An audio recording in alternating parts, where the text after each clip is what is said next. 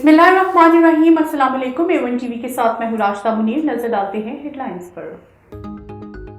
आजाद कश्मीर में बल्दियाती इंतखाबात का दूसरा मरहला। पूंछ डिवीजन के 4 अजला में पोलिंग जारी। बाग, हवेली, पूंछ और सिंधनोती में वोटिंग शाम 5 बजे तक जारी रहेगी।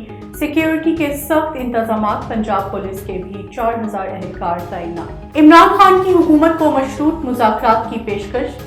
कहते हैं कि हुकूमत हमारे साथ मिलकर बैठे और इंतखाबात की तारीख तय करे, वरना असेंबलियां तोड़ देंगे। इनको डर लगा हुआ है कि इलेक्शन हुआ तो ये हार जाएंगे।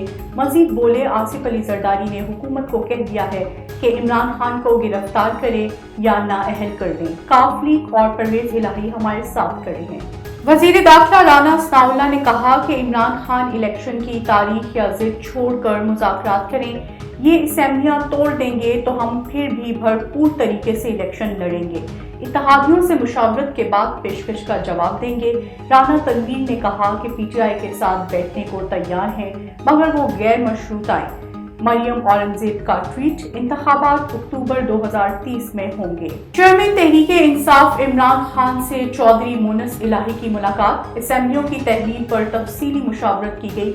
जराये के मुताबिक पीटीआई पार्लिमानी पार्टी के इजलास में ज़ेर गौर उमूर पर भी बातचीत।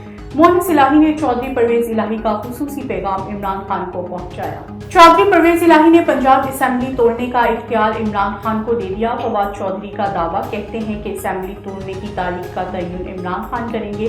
शेख रशीद अहमद ने कहा कि इमरान खान असेंबलियां तोड़ना नहीं चाहते। परवेज इलाही 110 असेंबलियां तोड़ने के लिए तैयार हैं। नाअहल हुकूमत ने जाना ही है। A1 टीवी से फिल वक्त इतना ही। मजीद बाखबर रहने के लिए देखते रहिए A1 टीवी। A1 टीवी, सब पे नजर, अंदर की खबर।